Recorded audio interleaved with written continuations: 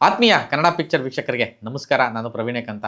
ಈ ಹೊತ್ತು ನಿಮ್ಮ ಮುಂದೆ ತುಂಬ ಖುಷಿಯಲ್ಲಿ ಬಂದು ಒಂದು ವಿಡಿಯೋ ಮಾಡಬೇಕು ಅಂತ ಕೂತಿದ್ದೀನಿ. ತುಂಬ ಖುಷಿ ಆಗ್ತಾ ಇದೆ. ಯಾಕೆಂದರೆ ಒಂದಷ್ಟು ಗೇಮ್ಸ್‌ನ, ವೀಡಿಯೋಸ್‌ನ ನಾನು ಇನ್‌ಸ್ಟಾಗ್ರಾಮಲ್ಲಿ ನೋಡಿದೆ.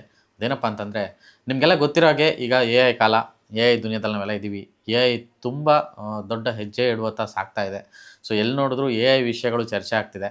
ಸೊ ಕಾಮನ್ ಮ್ಯಾನಿಂದ ಹಿಡಿದು ತುಂಬ ದೊಡ್ಡ ಸೂಪರ್ ಸ್ಟಾರ್‌ಗಳವರೆಗೆ ಮೇಕಿಂಗ್ ವಿಚಾರಕ್ಕೆ ಸುಮಾರು ಕಡೆ ಎ.ಐನ ಅಳವಡಿಸಲಾಗ್ತಿದೆ ಬೇರೆ ಬೇರೆ ವಿಚಾರಗಳಿಗೆ.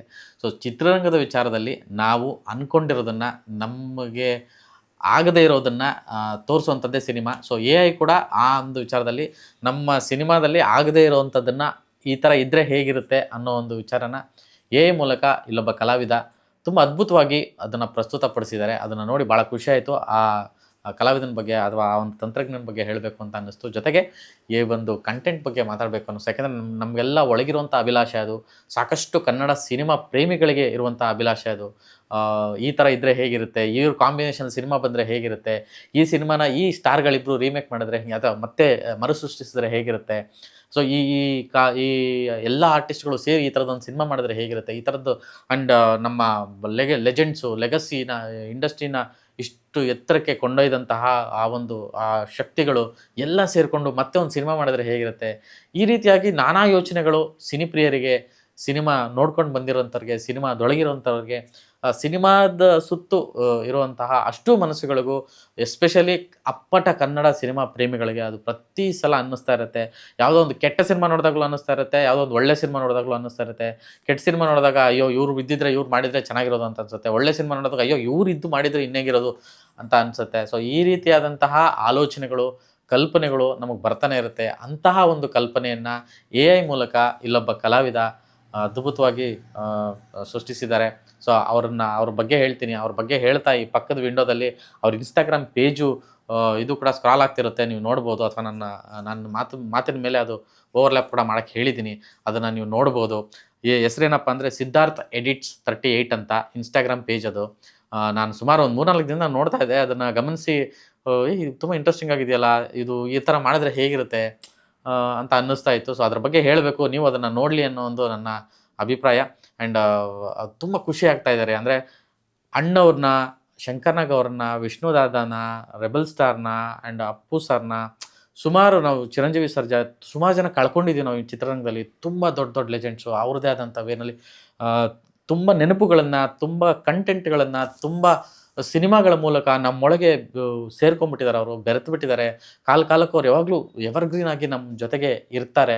ಸೊ ಅಂಥ ಒಂದು ಇವತ್ತು ನಮ್ಮ ಜೊತೆಗೆ ಭೌತಿಕವಾಗಿಲ್ಲ, ಆದರೆ ಅವರು ಈ ಥರ ಇದ್ದು ಈ ಥರ ಸಿನಿಮಾಗಳು ಮಾಡಿದ್ರೆ ಹೇಗಿರುತ್ತೆ ಅನ್ನೋದನ್ನು ಈ ಕಲಾವಿದ, ಈ ಒಂದು ತಂತ್ರಜ್ಞ ತುಂಬ ಚೆನ್ನಾಗಿ ತೋರಿಸಿದ್ದಾರೆ. ಸೊ ಒಂದೊಂದಾಗಿ ಬಿಡಿಯಾಗಿ ಒಂದೊಂದೇ ನಿಮಗೆ ಹೇಳ್ತಾ ಹೋಗ್ತೀನಿ. ಯಾವ್ಯಾವ ಕಂಟೆಂಟು ಅದನ್ನು ಹೇಗೆ ಮಾಡಿದ್ದಾರೆ ಅನ್ನೋದನ್ನು ಹೇಳ್ತಾ ಹೋಗ್ತೀನಿ. ಈ ಥರ ಆದರೆ ಇರ್ತಿತ್ತು ಅನ್ನೋದನ್ನು ನಿಮಗೆ ಹೇಳ್ತಾ ಹೋಗ್ತೀನಿ. ಇದನ್ನು ಒಂದೊಂದೇ ವಿಡಿಯೋ ಒಂದೊಂದು ಬಿಡಿಯಾಗಿ ನಾವು ಅಪ್ಲೋಡ್ ಮಾಡ್ತಾ ಹೋಗ್ತೀವಿ. ಒಂದೊಂದನ್ನು ನೀವು ನೋಡ್ಬೋದು. ಅದರ ಬಗ್ಗೆ ನಾನು ಹೇಳ್ತಾ ಹೋಗ್ತೀನಿ. ಸೊ ಈ ಒಂದು ವಿಷಯಕ್ಕೆ ಮೊದಲಿಗೆ ನಾನು ಲೆಜೆಂಡ್ಗಳ ಬಗ್ಗೆ ಹೇಳ್ತೀನಿ. ನಮ್ಮ ಕನ್ನಡ ಚಿತ್ರರಂಗವನ್ನು ಬೆಳಗಿಸಿದ, ನಿರಂತರವಾಗಿ ಬೆಳಗ್ತಿರುವಂತೆ ಮಾಡಿದಂತಹ ಮಹಾನ್ ಕಲಾವಿದರು ಅಣ್ಣವರು, ಹೊರನಟ doctor Rajkumar, doctor Sahasa Simha doctor Vishnuvardhan, doctor rebel star Ambareesh, Shankar Nag visionary, ಅಷ್ಟು ದೊಡ್ಡ ವಿಷನರಿ, ಆ ಕಾಲಕ್ಕೆ ವಿಷನರಿ ಅಂತ ಕ್ರಿಯೇಟಿವಿಟಿಯ ಕಿಡಿ ಅವರು.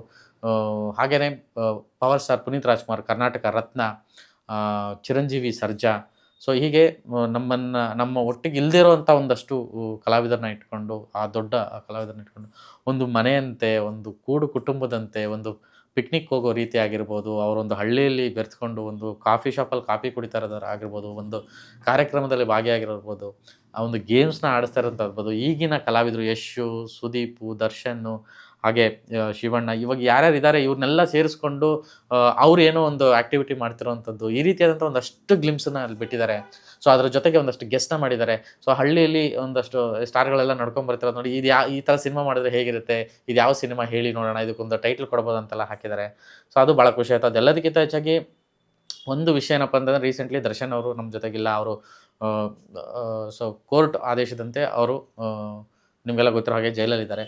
ಸೊ ಇಂಥ ಒಂದು ಸಂದರ್ಭದಲ್ಲಿ ಅವರನ್ನು ನಮ್ಮ ಸ್ಟಾರ್ಗಳು ಹೋಗಿ ಮೀಟ್ ಮಾಡಿದ್ರೆ ಹೇಗಿರುತ್ತೆ, ಅವರು ಡೆವಿಲ್ ಸಿನಿಮಾ ರಿಲೀಸ್ ಆಗ್ತಿದೆ, ಇಂಥ ಸಂದರ್ಭದಲ್ಲಿ ಅವ್ರಿಗೆ ಸಾಂತ್ವನ ಹೇಳಬೇಕು, ಅವ್ರ ಜೊತೆಗೆ ನಾವು ನಿಲ್ಲಬೇಕು, ಅವ್ರನ್ನ ಹೇಗಾದರೂ ಮಾಡಿ ಆಚೆ ಕರ್ಕೊಂಬರಬೇಕು ಅನ್ನೋ ಒಂದು ವಿಚಾರವನ್ನು ಕಾಲ್ಪನಿಕವಾಗಿ ಅವರು ಸೃಷ್ಟಿಸಿರೋ ರೀತಿ ತುಂಬ ಖುಷಿಯಾಯಿತು. ಅಂದರೆ ಇಂಡಸ್ಟ್ರಿ ಈ ರೀತಿಯಾಗಿ ಪರಸ್ಪರ ಒಗ್ಗಟ್ಟಾಗಿದ್ದರೆ ಎಷ್ಟು ಚೆನ್ನಾಗಿರುತ್ತೆ, ನಾವೆಲ್ಲ ಕೂಡು ಕುಟುಂಬದಂತೆ ಹೀಗೆ ಬಾಳಿದ್ರೆ ಎಷ್ಟು ಚೆನ್ನಾಗಿರುತ್ತೆ. ಸೊ ಪ್ರೇಕ್ಷಕರಿಗೆ ಎಷ್ಟು ಹುಮ್ಮಸ್ಸು ಬರುತ್ತೆ, ಎಷ್ಟು ಆ ಸಿನಿಮಾಗಳಿಗೆ ಶಕ್ತಿ ಬರುತ್ತೆ, ಸಕ್ಸಸ್ಗೊಂದು ಶಕ್ತಿ ಬರುತ್ತೆ, ಎಷ್ಟು ಸಕ್ಸಸ್ಗಳನ್ನ ನಾವು ನೋಡ್ಬೋದು. ಈ ರೀತಿಯಾಗಿ ನಾವೆಲ್ಲ ಒಟ್ಟಿಗೆ ಇದ್ದರೆ ಹೇಗಿರುತ್ತೆ, ನಿಜವಾಗ್ಲೂ ಅದನ್ನು ನೋಡೋದಕ್ಕೆ 2 ಕಣ್ಣು ಸಾಲದು, ಅಷ್ಟು ಖುಷಿ ಆಗ್ತಾ ಇದೆ. ಸೊ ಈ ಥರದೊಂದು ಸಂದರ್ಭದಲ್ಲಿ ಒಬ್ರಿಗೊಬ್ಬರು ಪರಸ್ಪರ ಆಗೋ ರೀತಿಯಾಗಿ ಕಾಲ್ಪನಿಕವಾಗಿ ಅವರು ಸೃಷ್ಟಿಸೋದು ನೋಡಿದ್ರೆ ನಿಜವಾಗ್ಲೂ ಆದರೆ ಎಷ್ಟು ಚಂದ ಅಂತ ಅನಿಸುತ್ತೆ. ಅದಾಗಲಿ ಅನ್ನೋದೇ ನಮ್ಮ ಬಯಕೆ ಕೂಡ. ಸೊ ಅದೊಂದು ನಂಗೆ ತುಂಬ ಇಷ್ಟ ಆಯಿತು. ದವೆ ಅವರು ಸುದೀಪ್ ಅವ್ರು ಹೋಗಿ ಅವ್ರಿಗೆ ಸಾಂತ್ವನ ಹೇಳ್ತಾ ಇದ್ದು, ಯಶ್ ಅವ್ರು ಹೋಗಿ ಇನ್ನೂ ಒಂದು ಸಿನಿಮ್ಯಾಟಿಕ್ ಆಗೇ ಪಾಪ ಅವ್ರು ಕಲ್ಪನೆ ಮಾಡ್ಕೊಂಡಿದ್ದಾರೆ. ಅಂದರೆ ಅವ್ನು ಹೆಂಗಾದರೂ ಮಾಡಿ ಜೈಲಿಂದ ಎಸ್ಕೇಪ್ ಮಾಡೋಣ ಅನ್ನೋ ಥರದ್ದೊಂದು ಸ್ಕೆಚ್ ಹಾಕೋದಾಗಲಿ, ಅಂದರೆ ಸಿನಿಮಾದೊಳಗಡೆ ಅಂದರೆ ರಿಯಾಲಿಟಿನ ಒಂದು ಸಿನಿಮಾದೊಳಗಡೆ ಈ ಸಿನಿಮಾದವರೆಲ್ಲ ಸೇರಿಕೊಂಡು ಆ ಸಿನಿಮ್ಯಾಟಿಕ್ ಆಗಿ ಪ್ರೆಸೆಂಟ್ ಮಾಡುವಂಥ ಒಂದು ರೀತಿಯನ್ನು ಅವರು ತೋರಿಸಿರೋ ರೀತಿ ಭಾಳ ಖುಷಿಯಾಯಿತು ನನಗೆ. ಸೊ ಇದು ಒಂದು ವಿಚಾರ. ಆದರೆ ಇನ್ನೊಂದಷ್ಟು ಕಾಂಬಿನೇಷನ್ ವಿಷಯಗಳನ್ನು ಬೇರೆ ರೀತಿಯಲ್ಲಿ ಹೇಳಿದರೆ ಅದನ್ನು ಸ್ವಲ್ಪ ಸವಿಸ್ತರವಾಗಿ ಹೇಳಬೇಕು. ಅದನ್ನು ನಾನು ಒಂದೊಂದೇ ನಿಮ್ಗೆ ಹೇಳ್ತಾ ಹೋಗ್ತೀನಿ. ಈಗ ಸದ್ಯಕ್ಕೆ ಇದಿಷ್ಟು. ಈ ವಿಡಿಯೋ ನೋಡಿ, ಮುಂದುವರೆದ ಭಾಗ ಇನ್ನೊಂದು ವಿಡಿಯೋದಲ್ಲಿ ಸಿಗುತ್ತೆ. ಹೀಗೆ ಸರಣಿ ವಿಡಿಯೋಗಳು ಒಂದು 2-3 ನಿಮ್ಮ ಮುಂದೆ ಇಡುವಂಥ ಪ್ರಯತ್ನ ಮಾಡ್ತೀನಿ. ನೋಡಿ ಆನಂದಿಸಿ. ನಮಸ್ಕಾರ.